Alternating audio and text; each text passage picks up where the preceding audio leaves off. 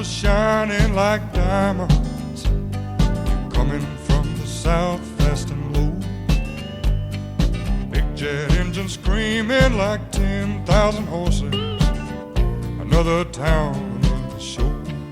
We've got beer tonight. Like, we have more beer. This is awesome. I know that we have a good time planned tonight. We're drinking some very good crispy boys tonight. Something that we've been communicating back and forth for a little while now, and finally was able to connect to the guys that we have on the call tonight. We're actually, Mitch, we're joined by Jody White, son of legendary Tony Joe White, known as the Swamp Fox, right? I mean, that was what my dad grew up listening to. Polk Salad Annie, Rainy Night in Georgia. If you know any of those songs, then you probably know at some point like how deep that influence runs in the music industry in general. Elvis Presley, my dad, that was the song I was listening to, was Polk Salad Annie. I was listening to Elvis Presley when I was, riding in the car growing up. So, I mean, like, there was that. Tina Turner, Ray Charles, Kenny Chesney. I mean, it's just, it's that kind of like cross genre respect. Like, that doesn't happen too often. Yeah. He was more of a blues artist. So he ended up working with country artists, pop artists, worked with everybody. Yeah. Soul, everything. And that's awesome. And Jody, you oversee the Tony Joe White estate, right? Talking about keeping the legacy alive, including the new recently expanded. I want to talk about too the new release of the 1980s record, The Real Thang, which has got some unreleased material as well. That's right. Yeah. So I started managing him in 2000, and then managed him, up until he passed away in 2018, and now there's a lot more happening with the chance to roll out all of this unreleased music. That's awesome. How long? You guys have got to have tons of extra just stuff in the tank ready to go. Yes. Yeah. He was a home studio guy. And so, much like JJ Cale, like, even if they weren't putting out records, they were still recording, and they were making high quality recordings, right? Because there was no garage band and way to make cheap sounding music back then. It was, it was reel to reel. It was tape. It was live instruments. It was, a board. Like, everything had to sound good. And luckily, like, none of it was released for the most part, and we have just a ton of music to roll out. That's awesome. Yeah, that's a good point, Mitch. It's not like today when anybody can be a music artist and just jump online and put their sound out on the internet. Yeah, it took a little more planning. Yeah, I'd say so, man. Yeah, I've spent the day recollecting on music tracks that I've heard through the office. My boss inspired me to get more into Delta blues and everything for the past decade. So I've just been jamming all day. Delta blues is the best. Roy and I have been talking about making a little trip through Mississippi and, just taking it all in and having some cowboy singers while we're there. That'd be awesome. I love that. Yeah, we both spent a little bit of time in Clarksdale, down at the Crossroads, and Tony Joe did as well. So I feel like it's apropos that we make that run, maybe from Memphis down through Clarksdale, shoot on over to the Shoals, and retrace some of the steps that the legend himself made. Absolutely. I would love to see some footnotes from that journey. Yeah. Apropos. That's a word. There's going to be some good B-roll. I can promise you that. Sweet. Roy, there's our reminder to put that together. There we go. Once you say it on live tape, it has to happen. Like, you just have to say it on There's live. no going back now. No. The bad news about the internet today, there's a lot of good things, but once it's out on the internet, there's no taking it off the internet. That didn't happen back in the day, but nowadays it's a thing. And for the other voice, Roy, I don't want to not introduce you. I mean, just for the other voice on the phone, this is the Foamy Heads, and in this case, we're not talking just about music tonight, but we're kind of pairing two walks of life, two pastimes together here. But to mark this release of the Tony Joe White album, Jody, you and your team have teamed up with Peaceful Side Brewing and I screw it up every time, Roy. I call it Maryville, Tennessee, but I'm not a native of Maryville, so I have no idea if I'm pronouncing that correctly or not.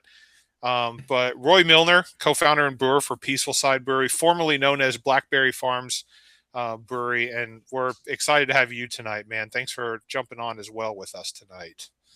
Yeah, let me explain something to you real quick. The former governor of Tennessee was William Blount, and his wife was named Mary. So by default, it's Maryville. But if you say Maryville to anyone here, you're liable to get yourself in a bad Calling spot. myself out, aren't I? It's Murvl or just Mhm. MRVL. It's Merville. Merville. Yep. Merville. Oh, I'm definitely Merville. aware of Merville. Yeah, and that's why I said my You're parents. safe with me, but like when you come here, just let me say it. You don't say it. That's right. Is that an invitation? I will definitely drive up to Peaceful Side, and we can just go around talking to the townsmen together. I'm down with that. It's throwing back Cowboy singers. There we go. Bring it. My house is called Maison Saison. It is the house of Saison, and there's 2 extra bedrooms here and a separate entrance. You're welcome here. That's awesome. I appreciate that. Mitch, hold that up again if you don't mind. That was a good shot. That's what we're drinking tonight. So one of the topics of the discussion we're going to be talking about is Cowboy Singer, named after the track Cowboy Singer from the Real Thang album from Tony Joe White, brewed specifically for the album rollout. And Jody, I don't know if maybe you want to take this question kind of rolling out, but while we're sipping on this 4.5%-ish ABV lager, I want to kind of understand the relationship between you and Roy and like how that came to be, and take us through a little bit of the background and history of how the release or the re-release of this album coincides with, you know, Roy and releasing this lager to the community. Yeah, it was funny because when you said earlier, like how the teams decided to pair up, makes it sound really professional. And, you know, at the end of the day, Roy and I sat in my office for like probably 6 hours listening to Tony Joe's music, drinking some beers, and just trying to figure out like what we wanted to do. Like we've been talking forever about doing some Tony Joe White branded products. You know, we've talked about hot sauce, barbecue sauce, rib rub, weed. Roy has a company in Denver we're discussing maybe doing some Polk Salad. So All right. we talked through every possible idea. And at the same time, we had this album that was about to come out. And so as we were listening to the songs, you know, we had a million ideas on the table. And the next morning, like Roy at like 7 a.m. texted me, was like, Cowboy Singer, beer, I already have it. It's like, okay, let's go. So, you know, that became a reality rather quickly, and we just started working on the artwork, and Roy already had the beer ready to go. And, you know, it all happened very fast in that regard. Yeah. And to add just a touch to that, like to look in the rearview mirror, Jody and I have known each other for 25 years. We both went to the University of Tennessee. I got to spend a lot of time with Tony Joe before he passed. So, yeah, Jody and I have got a long history together, going to music festivals and cooking and spending a lot of time together. Our families are friends. We have a lot of the same friends. So Bonnaroo. This is a very natural thing. It felt right. Yeah, I mean, we were at the second Bonnaroo, and we went to damn near every one of them that's happened since then. If it happens, we're usually there in some way, shape, or form. So, you know, it was like this was a natural thing. It felt kind of easy. And it also felt like extremely pure to me, and I think to Jody. So it was like, I've got a brewery. You've got the catalog. This is family. Like, this is right. And when something feels right, I think you do it. Sure. Heck yeah. And Roy, what was the idea around something that was in the tank ready to go and you wanted to do it? Did you have a specific idea in mind for the release? I mean, how did that idea come about? Yeah, Jody and I have spent a lot of time in Austin. We go to South by Southwest. We went with Tony Joe a couple of times, and like I was thinking about beers that we never would have done as Black Gray Farm Brewery. And we don't call it a Mexican lager. It's an international lager, but it's got some flaked maize in it. It's got some of that light body and character. I think that the modern drinker is completely accepting of a Modelo or a Pacifico or a Tecate or a Corona. And it was like, this kind of feels good. And it's a recipe that we had in the tank at Peaceful Side for a while. And we just made some ever so slight tweaks to that. And it was like, this is going to be an easy thing. It's an easy drinker.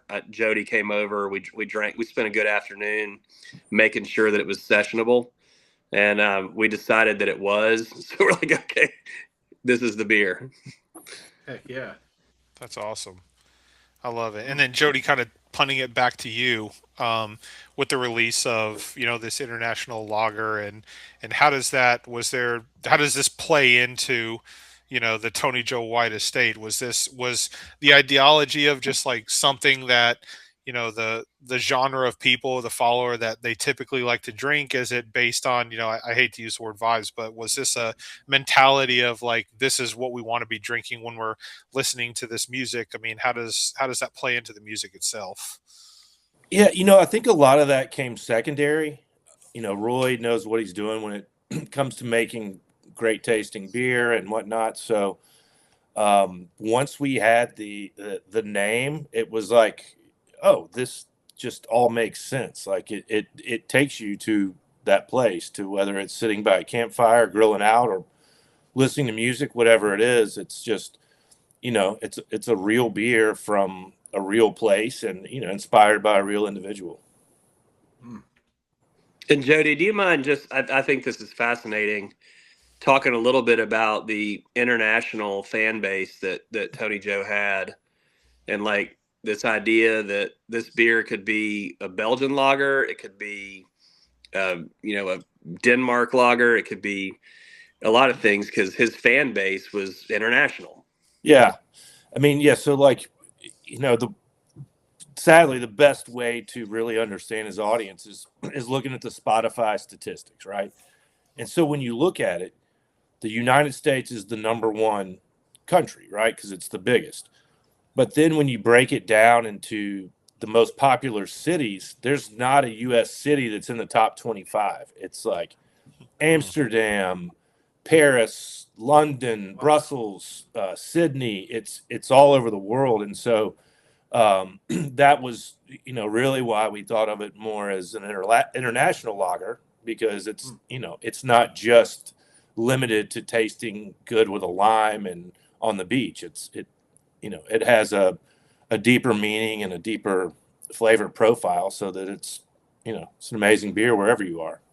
Okay, so the style of beer. So now I see what you're talking about. Like the style and all that came secondary. It's just being able to look at the culture of the music around the world, and then say, we have a beer that can contribute to many different, from nationalities to palates and things like it. Because you're right. I mean, Mitch and I have been drinking craft beer for, God, probably 20 years now. I mean, we were drinking craft beer, Roy, when Yazoo was, in Blackstone and Nashville Brewing Company, like when those were the only games in town. Right. And yeah. And I lived there at the time. Like, Nashville was a fun place, because it was like all of us were there. Jody was there. I was there. We were all visiting these breweries in those times. Yeah. Blackstone Brewery. Yeah. Yeah. Yep. Yes. Yeah. And What was the other one downtown across from Hard Rock? they're not open anymore, right? I think it was Market Street. It was a restaurant. Market Street Brewery. That's right. Yeah. Yeah. Okay, not the one I was thinking of. Then I was thinking of. They had a pretty damn good Oktoberfest. Their Oktoberfest was solid. Don't tempt me with a good time with an Oktoberfest. I love that style of beer. That's two fest beers down for the count then that we'll probably never see. Yeah, that's probably Correct. true, Mitch. I'm trying to remember, Mitch, the name of the other one that we had. It was we had an Imperial. It was like a 9% Oktoberfest. Oh, Dragonhosen. Dragonhosen, yeah. We found it at some random restaurant in Nashville one day, and we never saw it again. It was awesome. I don't even remember the name of the brewery, but Boulder beer. Was it Boulder? Okay, so Yeah. back when Boulder was a big name in craft beer in Nashville as well. And beer's gotten so diverse in Nashville now. I mean, it's just there is no. I feel personally like there's not one style of beer that Nashville or even the craft beer industry prefers over the other. It's more seasonal, I would tend to think. But kind of going back to the, what Jody mentions, like, music being international, and Mitch and I drinking all kinds of styles of craft beers. You're right, Jody. Like we're not going to turn ourselves away from a good lager. Like, it used to be, what's the hoppiest you can get? What's the most boozy and the sweetest and the highest ABV you can get? But once you get to that top, right? And then it's like, now I'm just interested in something that tastes good when I get home from a hard day at work. And this actually hits a spot. Cowboy Singer is like super crispy. It's really good. It goes down easy, Mitch. Yeah, it's as the Belgians would say, very balanced. Yeah. Mitch looks like he's sitting by a campfire right now, playing a guitar. That's Mitch's vibe for sure. Waiting on the ribs to be finished. Right, man, that'd be awesome. Yeah, I'd go for some barbecue. That's advanced living. Don't change a thing. Pairs well with air and ribs. That's right. Pairs well with breathing and I have ribs. a little confession. That's right. My friends always ask me about beer pairings, and I always say it pairs best with breathing. Oh. Like whatever beer that I'm making, I think it pairs best with breathing. And like Cowboy Singer, it needs no introduction. If you're upright and breathing, then you should be drinking some Cowboy Singer. It's Absolutely. good. It's super crispy, super easy. Not normally big on. I'm a big seasonal beer drinker, so like when it gets colder, I prefer kind of more of the dark bit. Like this could work in any season, and I appreciate it about that beer. It's very balanced, super crispy, but it's not for me. It's not overly carbonated. And I have another one. Like I think Jody, you hooked us up with. I think you gave both Mitch and I a couple of them each. So big props to you on that. I appreciate it. Well, Roy was smart enough to know that 12 ounces is not enough. So we have four pack 16-ounce tall boys. Yeah, I'm on board with that. Anybody who brought just one beer to this gathering is in the penalty box. You gotta have And if you didn't have one in the tank before showing up, you're also in the penalty box. Right there, you go. Roy double fisting. Roy, talk to us about the beer itself. Give us the rundowns on like alcohol percentages and notes that you kind of taste and things like that.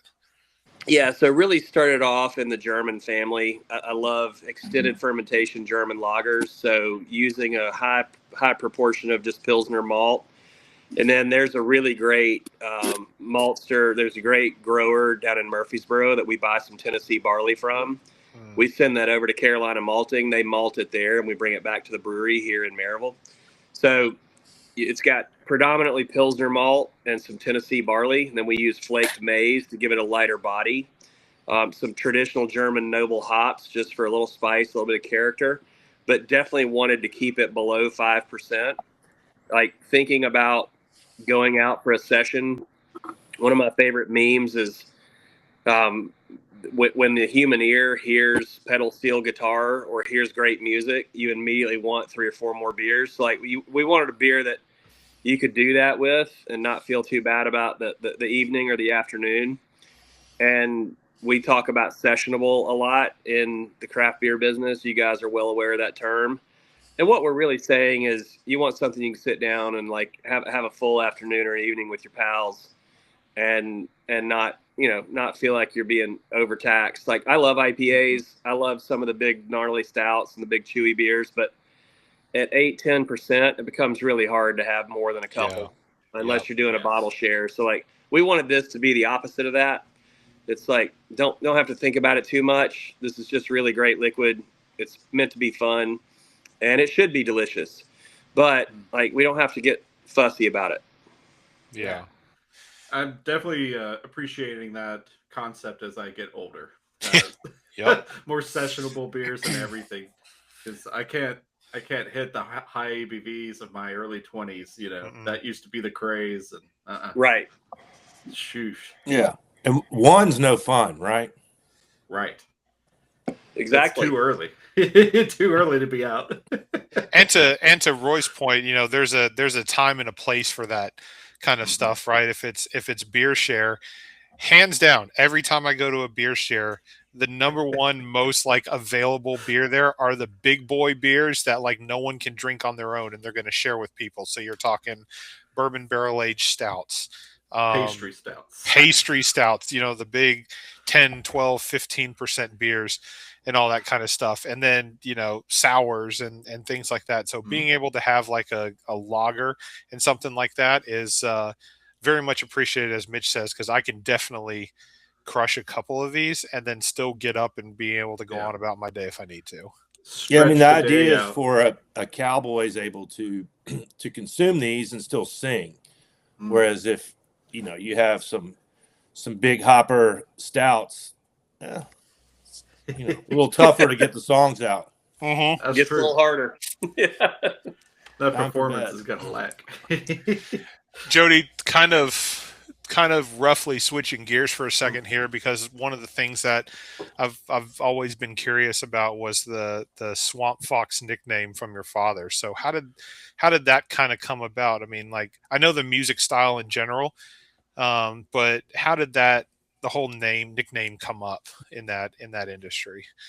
Well, luckily I think it came about before I was born. So I didn't have to witness, but apparently, like, I guess ladies in the 70s thought he was good looking, and the term fox was used in the 70s to describe someone that they thought had admirable looks, and so he became the Swamp Fox. Swamp Fox. By putting those two things together, as far as what I've researched and concluded thus far. So I can confirm from all the album covers that we looked at in your office, Jody, like it was accurate. I mean, the man had swag, and he was a fox. Like, I can say that. Yeah. Somebody sent me a picture. It was it was some random post on X, and it was like a picture of one of my dad's album covers or something, and it said, like, legend has it that 3 women got pregnant from looking at this photo alone. That Chuck Norris me. Why are you sending me this? I don't need to hear that. But it's pretty awesome. That's awesome. So then I guess kind of following up on that question, Jody, like when people say, like, because I mean the music is known around the world. When people say like they love your dad's music, what are they actually responding to? Is it the lyrics? Is it the style of music? What is it about the music itself that people really attach themselves to?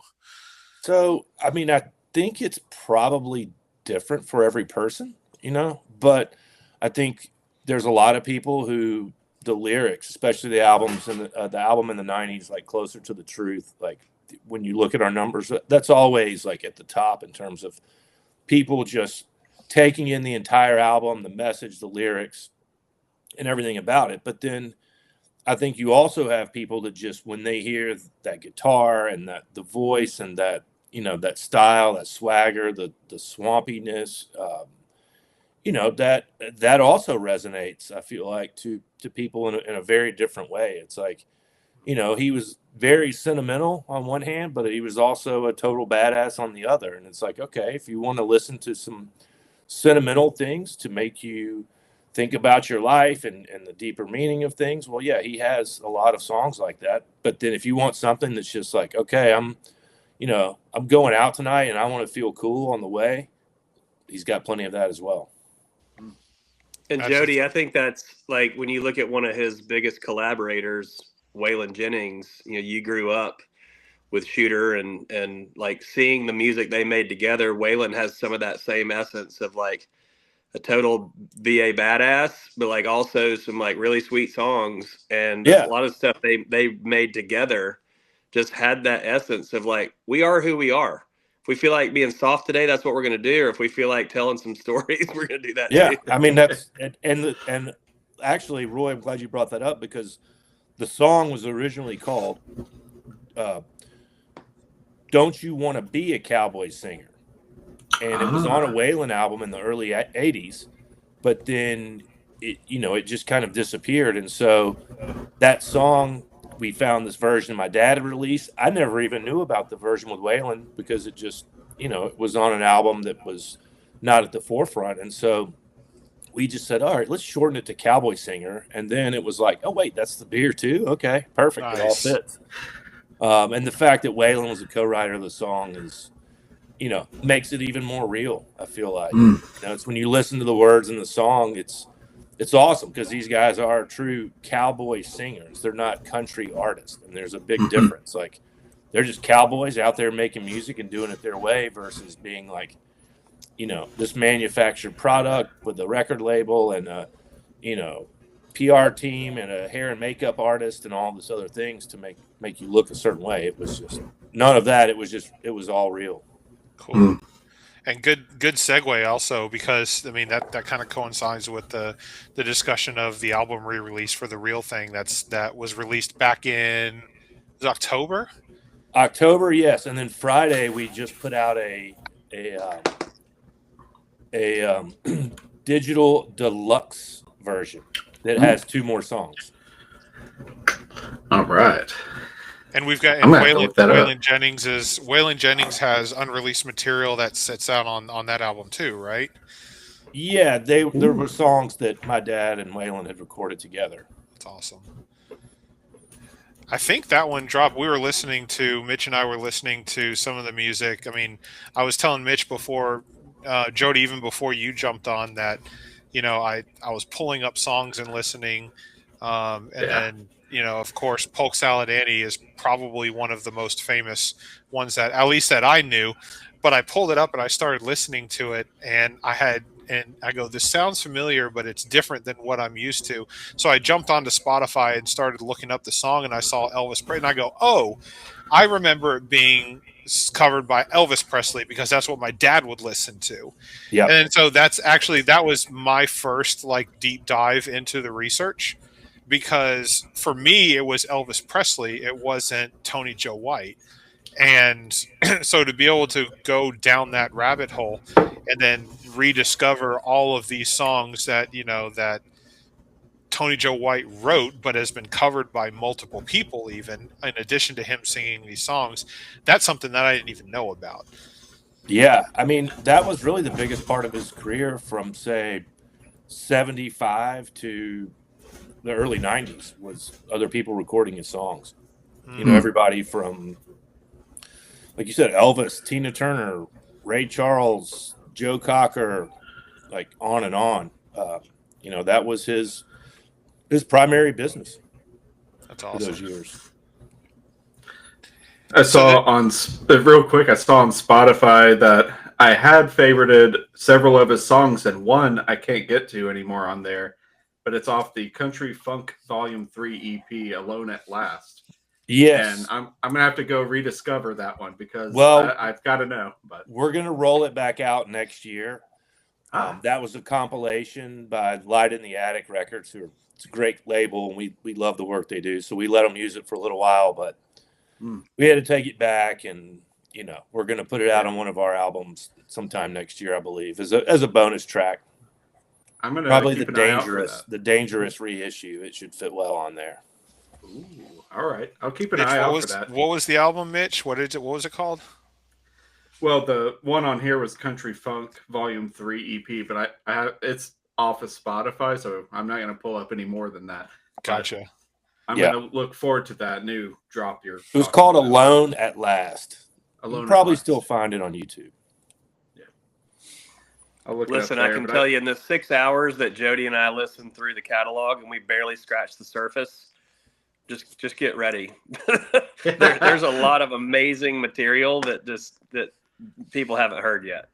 I mean, one of the tracks we put out last week was an instrumental with my dad and Waylon just playing guitar, and it's classic, Waylon Telecaster. It's their classic guitar tones, and it's called Gringo. Nice. And there was no producer, there was nobody. They just were hanging out and said, "Oh, let's just go down to the studio and record this real quick." And it's amazing. Yeah. It's so good, and I don't know, maybe we'll call something Gringo. Roy, you can figure that out, right? I was gonna ask, is this gonna be I really hope it is, but this whole collaboration of music and beer pairing put together, I hope that continues, because that's two really different walks of life that are coming together to creating some sort of a collaboration. I'm a cigar guy as well, and I used to work at different cigar lounges back when I was either in college or just graduating, trying to save up money for a honeymoon.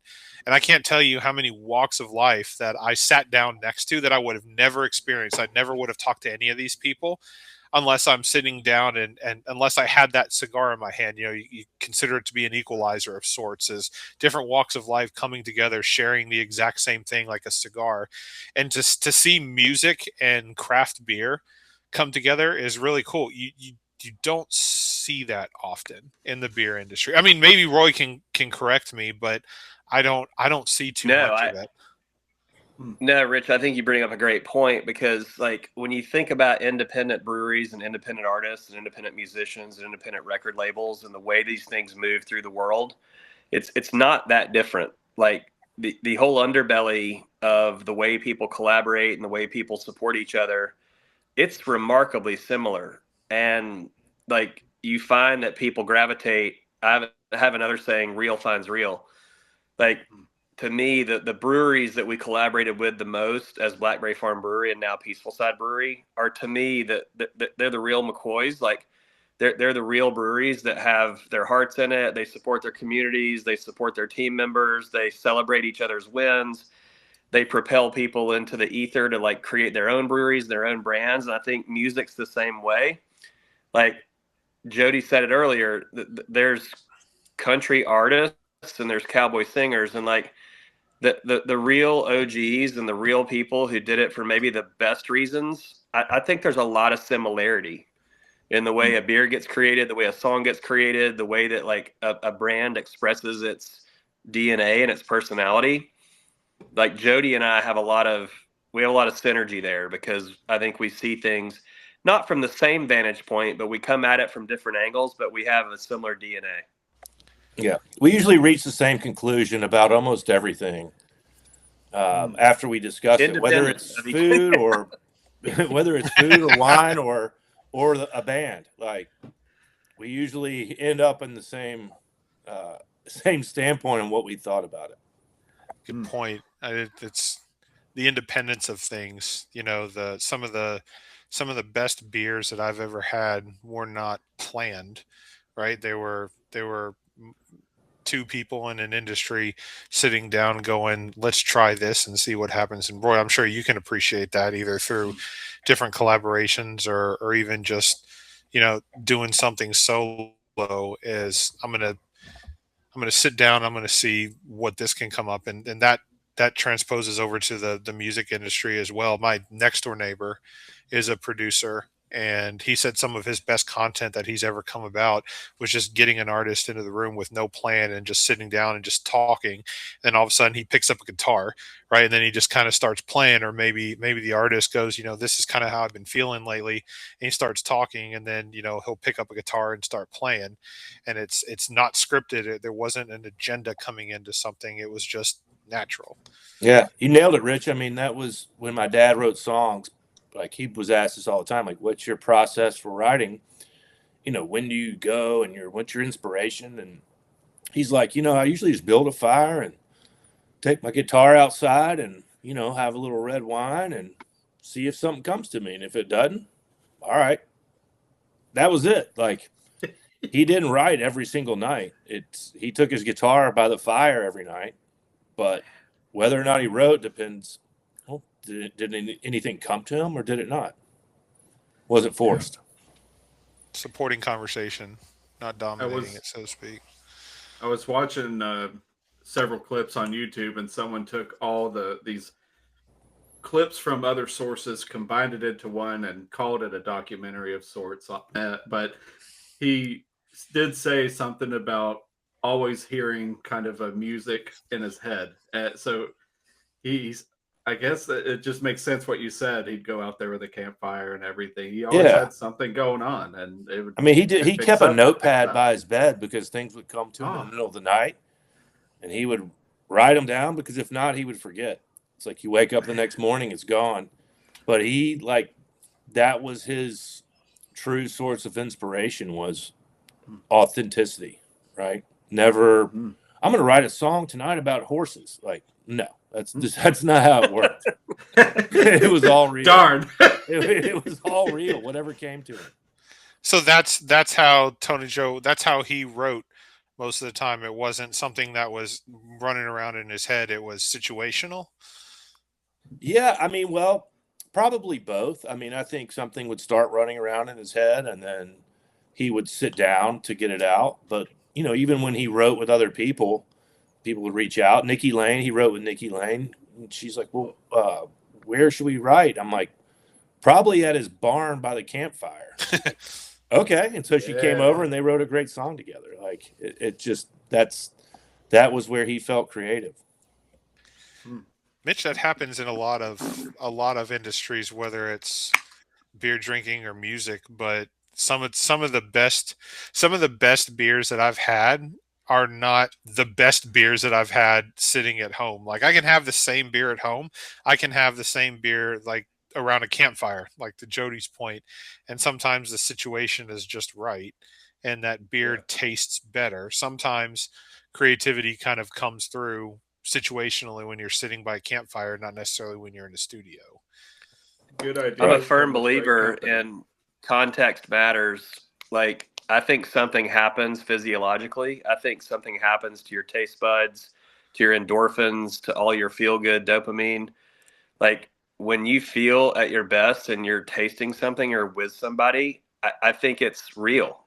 Like, that sensation is real. It's because your body is processing it differently.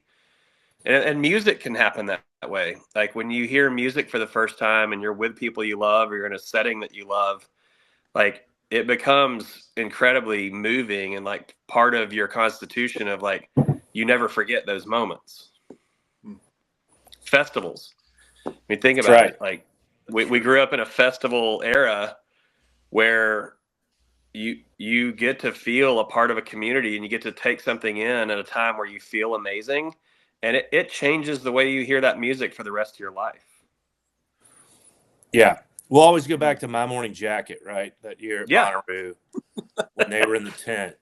We were all there together, and we didn't know that much about My Morning Jacket at that time. And that after that performance, it was like, wow, okay, that's different, Yeah, and it sticks you'll always out hear the music differently. Yeah. So then, Roy, what's your inspiration for brewing? Because I mean, it can't be just like putting things down on a notepad and be like getting up and go, next week I'm going to brew an IPA. Like, I mean, are you a music person? Do you listen to music while you're brewing, or where do your ideas normally come from when coming up with a new brew? Yeah, if I wasn't in beer, I would be in music. I grew up in a family. My dad had vinyl playing all the time. We were cooking outdoors. The back sliding glass door was open. There was always wax spinning. Like, I grew up around music. My daughter is a really great musician. She's 20 years old and she plays Annie music. Milner. So there's always music. Give her a plug. Give her a plug, Roy. Yeah, Annie Milner, baby. You'll hear her somewhere. No, she's my festy bestie. She's been going to concerts with me since she was a kid. But like, I had a really unique experience in college, early 90s. My cousin studied in Belgium. He came back from Belgium and brought some beer. We enjoyed that beer together. I was fascinated, wanted to go procure more, but couldn't find it. These were beers that were just not available in the U.S. in the early 90s. I started homebrewing. I became the head of the East Tennessee Homebrew Club. And I've always been fascinated with Belgium and Germany. Like, I love the old world. I love the precision of German brewing. I love the carefree nature of Belgian brewing. Like, you have two opposite ends of the spectrum. You have really confined by rules, and then you have in Belgium anything goes. And I like that. I like that, like, sort of paradox of seeing brewing from that perspective. So sometimes I'm in the mood to brew something that's ultra precise and like really disciplined.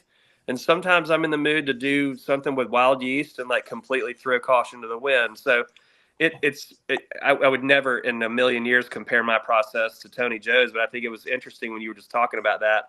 I've never sat down and said, I'm going to brew this thing. I'm going to write this song.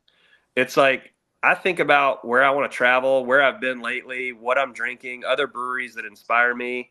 And it all really started with Saison. like when you read Yvonne DeBette's and Phil Markowski's book on farmhouse ales, if you don't find artistry in that, then it's going to be hard for us to find like a common ground as a brewer, because I need you to understand like how beautifully creative that culture was, and it almost disappeared. So like I felt like I was maybe a keeper of the flame, maybe a torchbearer of being able to bring some of that narrative back to a state in Tennessee that no one even thought about, like associated with Saison. And partnering with Blackberry Farm, I got the culinary DNA, I got the agriculture side of it, I got the seasonality part of it, and I got a partner that really wanted to explore things that paired with food and belonged at the table. So that whole ritual of service, large format, cork and cage, serving a bottle almost in place of champagne, like to me, that was pure reverence. And it was a light bulb moment for me. I was like, okay, this is what I want to do. So like everything that I would make from that point forward was usually inspired by a chef or a restaurant that I'd been to or another brewery that I had visited. Like I love collaborating. I like this idea of we're the fringe. We're doing something that's on the fringe. It has nothing to do with commercial viability. Yes, I'm a business person and I'm a capitalist. I realize it has to make sense, but I think it has to start with the creative pursuit. And that's apparent walking into, I don't want to, I mean, just walking into Blackberry Farm Brewery. I mean, that's apparent when you walk in. It's the ambiance and just like the entire landscape that the brewery sits on. It feels like that when you walked into Blackberry Farm Brewing. Like it gave Thank you. that, it gave that mentality of like, you're not in a brewery, you're in a concept, you're in a collaboration with like family and people of the same craft or the same mindset, Right. but with different crafts. Right. Yeah, I And think then- it's important too. Like Roy, tell them like, you left Nashville with a huge job at Red Bull and marketing, and like I just always remember you talking about the first batches of beer that you brewed there. Like, talk about that some, like the milk barn and that whole. Yeah, I mean, I had an 11-year career at Red Bull North America. I was an executive for Red Bull, had made it through 3 CEO changes, was doing extremely well, had 2 young kids. I was traveling all over the world. And I pitched this idea. I really thought like a brewery on a working farm would be a fun thing. I wasn't sure it would be a thing for me. I just thought it should happen. And I thought maybe I'd be an investor. Have some like way, shape, or form of the strategy and how it all came together. I'd just be a catalyst.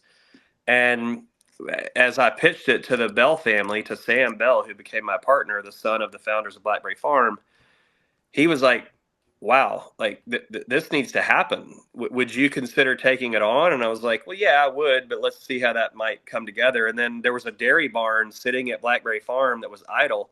They had used it for their sheep, for their cheese program for years, but the cheese program grew so big that they couldn't keep up with it.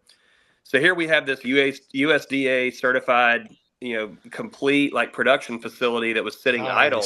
Yeah. And I was like, let's start making beer in this dairy barn, and we'll only serve the beer at events. And if people give a shit, then maybe we'll expand the program. Well, people did care. And, the Sean Brocks and Thomas Kellers and Danielle Ballou and all these people were coming through the farm and having our beer. And they're like, this needs to be bigger.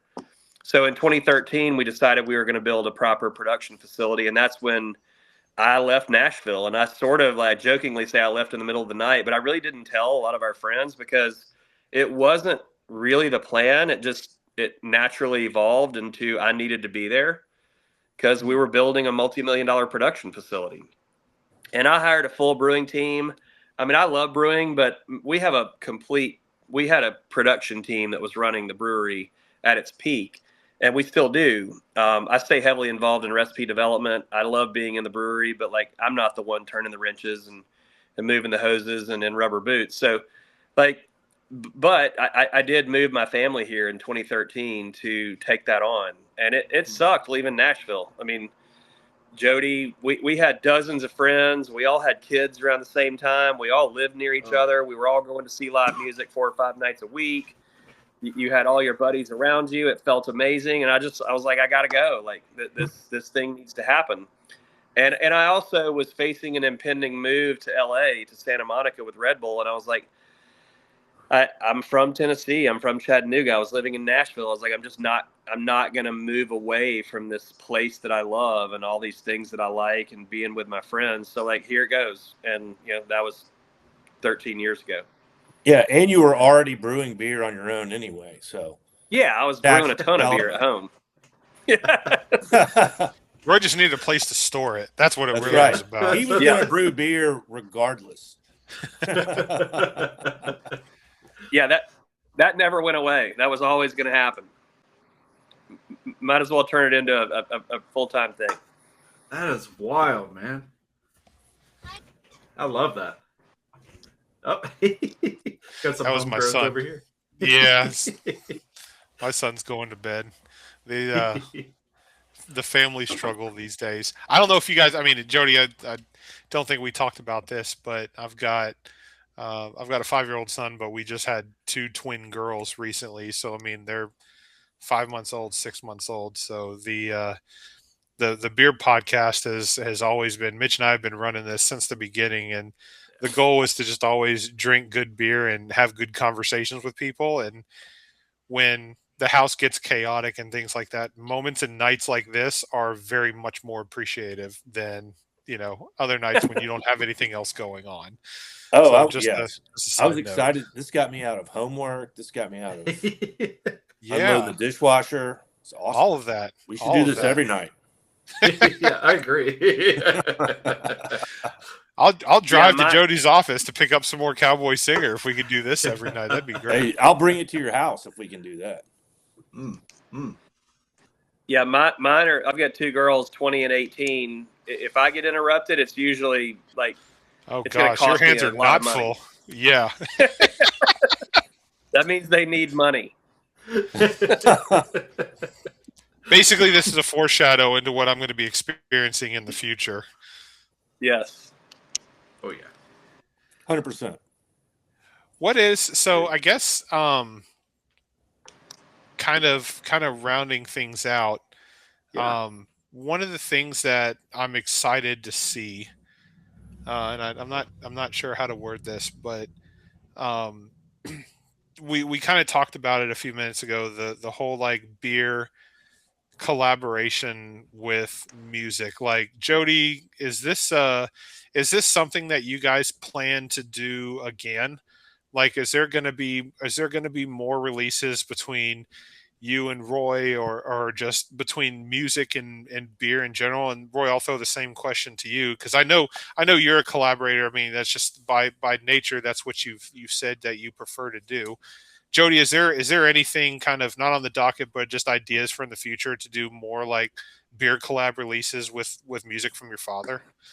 I don't know. Roy and I will just kind of, Roy and I's motto for this entire business is do what it want, because that's how my dad described everything. I would tell him a story about, a hawk that I saw that killed another bird and was eating it. And I was like, Dad, I saw this. It was crazy. And he just said, do what it want.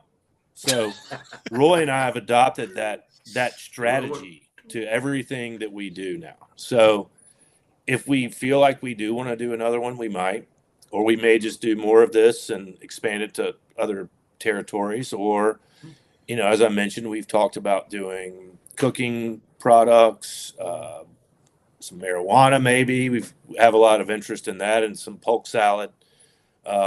Great name, by the way. Wine. That'd be an awesome name. Very Roy good has, name. Like that. I mean, basically, like, Roy has all of these amazing connections and contacts in the food and beverage industry, and we have unlimited cool marketing ideas with my dad's songs and the characters from his songs. And so I'm really just kind of sitting here and seeing what Roy wants to do next, and we'll probably do it if that's what he wants to do. Roy, is there more Cowboy? One of the fun things is for a period of time, I don't know how long this went on, Jody, but one of the things on Tony Joe's rider was 2 bottles of organic red wine. Bonterra Red. And I've got some amazing relationships in the wine industry through my relationships at Blackberry Farm. So we've been rolling through some of the songs and like thinking about what that could be, and if it comes together, great. It should be fun. It should be a product that people are like, this is really cool. This is fun, and we can do that with a lot of stuff. Tony Joe was amazing at entertaining people, but in his own way. Like, he liked to cook. He's got his own cookbook, and we've been combing through those cookbook recipes and thinking about, do we have a cornbread? Do we have a cornmeal? Like, do we have an Alabama white sauce? Or we call it a Louisiana white sauce, Tony Joe white sauce. Come on now. I mean, yeah. There's ways to have fun with this stuff that really is just it's an extension of the way he lived, and it's the way that Jody and I live. Like, if we have time together, we're cooking, we're drinking, we're listening to music. So like, why shouldn't we make that fun for people? Yeah, exactly. Yeah, I mean, we have so many ideas, and Roy's involved with several other projects. He has, I guess, 2 bourbons now, right, Roy? Yeah. Whoa. Yeah, I was reading up a little bit on that. Tell us a little bit about that, Roy. Yeah, so I just launched a brand called Nighthawks Bourbon. I did that with another friend of mine from Napa. He's a winemaker, originally from Charleston, Jamie Whetstone. Went to school at App State in Boone, moved out to Napa in the 80s and has lived out there ever since. And he's one of the best winemakers in Napa. So like, we launched a bourbon together because Jamie was hosting all these pig pickings. He would cook a pig, make fried chicken, and he'd always have great bourbon. And he was eventually like, man, I think I need my own bourbon. And I was like, well, I make bourbon every day. Like, why don't we just do it together? Same thing awesome. Jody and I said. So like, we just launched that brand a few months ago. It's doing super well. I've got a brand with Chris Voss, the FBI hostage negotiator, called The Difference. That's an invitation only brand that we're having a lot of fun with. I do all the blends, all the finishes, I do everything on the beverage side for that brand. And then I've got a brand called Art of Alchemy that's all blended whiskeys. I blend bourbon and rye, and I've been doing it since 2021. We've had 6 releases, and like, all these things are just stuff that I sort of like found by way of my relationships through Blackberry. So like, could we do a bourbon? Sure. Like, we can do. There's a lot of things we could do. We talked about a tequila. Decide if it's the right thing. We talked about a tequila that would pair well with breathing and with Cowboy singing. Ooh, that could be great. Count me in. Mitch, I know you've been on a big mezcal kick lately. Yes, yeah. I've been not the same mezcal. spirit, but similar. Well, yeah, sort of the same. I just got back from 10 days in Scotland, and there's no shortage of fun things to drink in Scotland. So we might need to make our way across the pond. How do you drop that in conversation? Just out of nowhere, you just got back from 10 days in Scotland. That's nuts. That's what you dropped. Come by it, end. honestly, man. What's up, Jody? It said you dropped that towards the end of the podcast, so wow, you get invited back. Yeah, I'm embracing do what it want. Do what it want. Yeah, do what it want. And it's not do what I want; it's do what it want. Do what it want, because you can, at that point you even remove yourself from being a human. Mm-hmm. You're just an it. You do what it wants. Yes. Do what it wants. I like that. Roy, tell us. I guess finishing up here, Cowboy Singer. Where are you guys still brewing it? Was it I know it's a limited production release. Are you guys still making batches of it and sending it out? Has this been a one-time batch and done? Are we still brewing it, and where can you find it? Yeah, we're definitely still brewing it. It started off as just we wanted to launch something to coincide with the album release and for Americana. It was so well received. We've decided to continue. We're going to continue to make it. Draft just landed in Nashville, so you'll start seeing it pop up at a handful of places. Martin's downtown and Martin's on Belmont. I could see we're at Brown's Diner. Jody, handful of other places that you've already. Detroit Cowboy. Detroit Cowboy has it on tap. Westmead Wine and Spirits has it. It's popping up. It's at some stores in Franklin and Brentwood. So it's getting out to all the distributors. So wherever you buy your beer, go there and ask for it. They should. If they don't have it, they can get it. Awesome. Yeah, Ajax Turner is our distribution partner. And that was Okay. also my partner with Blackberry Farm Brewery. So they've been amazing at just helping us get the word out. We're not doing some big annual business plan. We're not giving them a target that they have to be in 100 accounts. We're just letting this thing happen organically. We have the ability to make more. So, as people want more beer, we'll make more beer. I love that.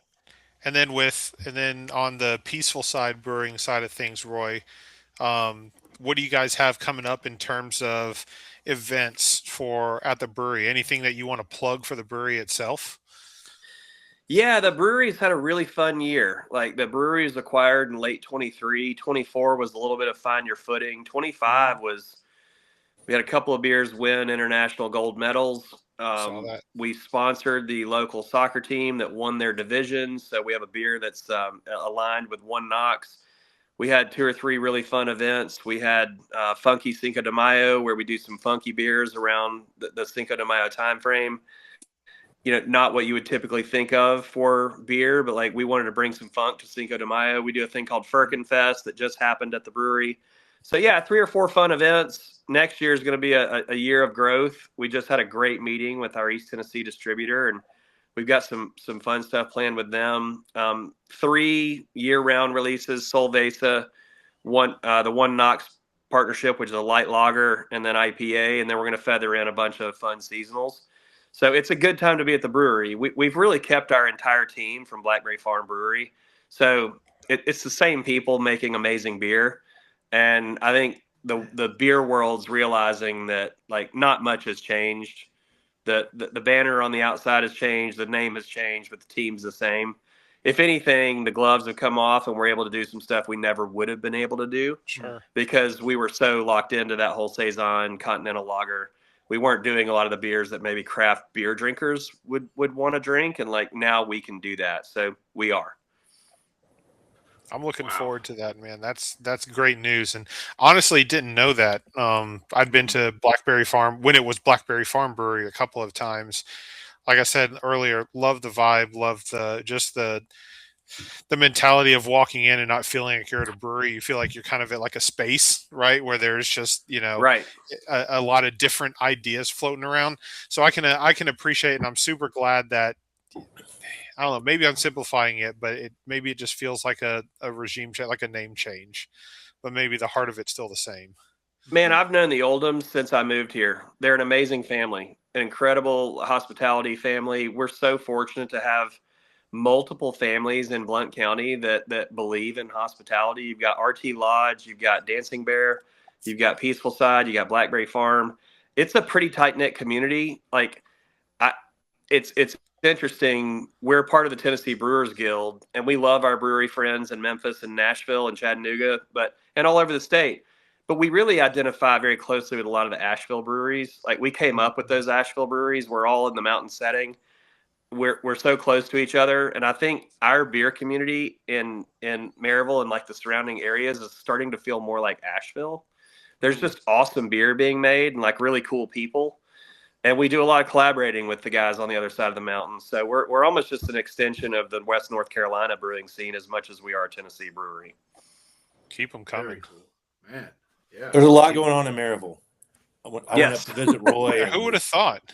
I went up to visit Roy. I was like blown away. So many buildings being developed, restaurants, food trucks, like everything's popping up all over the place. It has all those signs of like a cool hip town where people are excited to visit.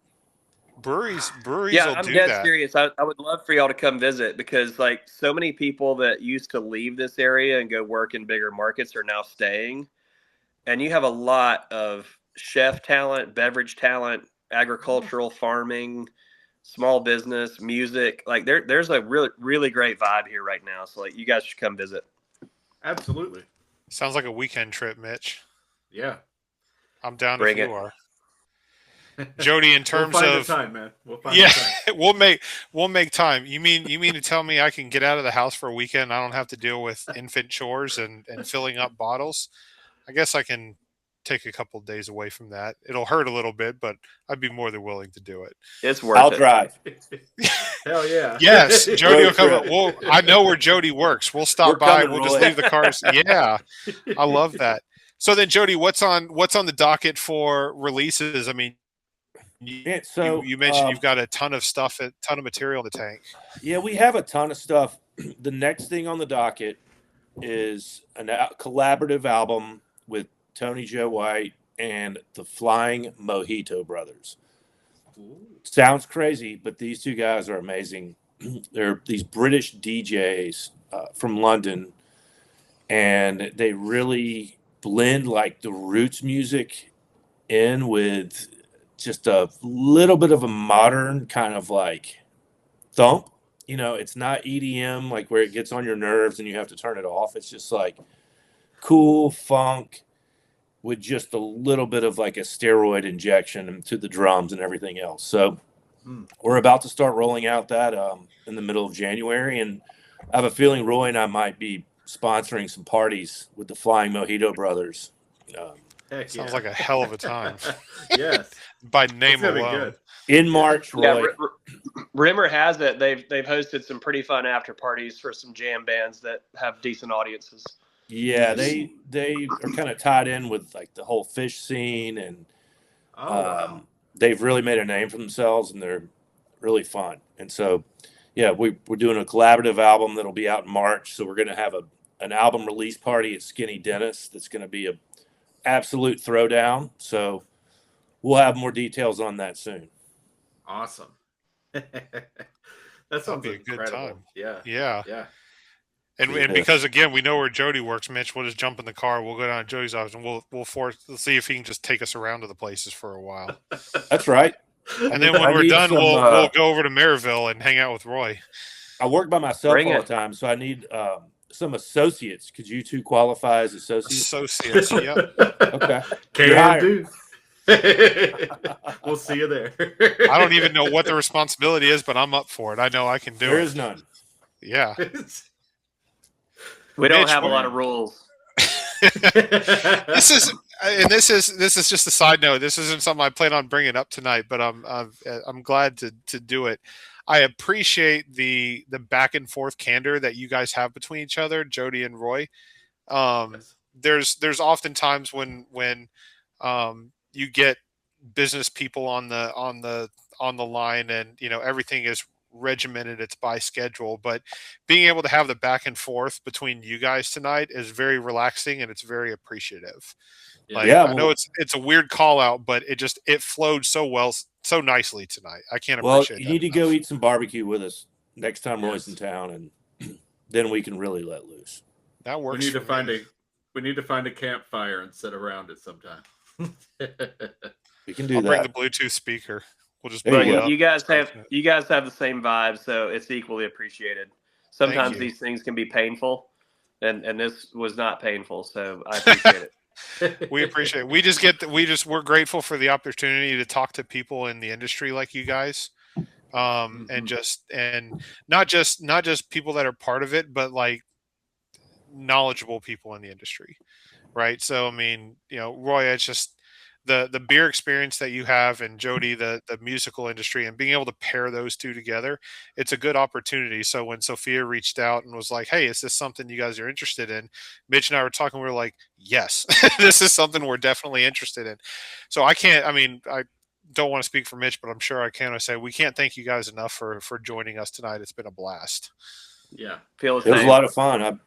I actually learned a lot from Roy. There you go. I Roy, you're can't wait to teaching. do You didn't this even know again. it. We should all Yeah. keep learning from each other. There's a lot to learn. Mm-hmm. There's definitely a round 2 coming to something like this. I feel. I've got my Cowboy singer. This is the can art, by the way. I'm seeing if I can. I'm having some weird light troubles in the studio tonight, but this is my There Cowboy we singer go. right there. There you go, Jody's got Jody. a great He's got it picture. better right Yeah. there.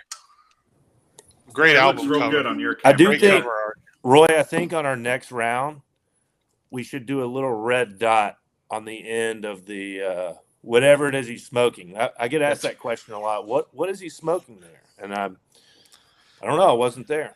Because I guarantee it either got lit or it was lit before that picture got taken. It was lit. It was lit, but the red didn't show up in the black and white, so we can add that, right? We're talking about the stick in his mouth, right? Not him being lit. Yes. I think it's some Polk Salad. That's right. Yes. Great name, by the way. That'd be great. That's right. We can use the same logo, Roy. That's right. Yes, exactly. Gentlemen, cheers to you guys. Thank you so Yes. much. Cheers, boys. Raising my empty glass to you. Cheers. Yes. Thanks for Appreciate having you. us, fellas. We enjoyed it. Cleaned it out. It was very good, clean, refreshing. Goes with everything. Can't wait to get more. So, Especially guys. breathing. Cheers. Take care, boys. Thank you. That was awesome.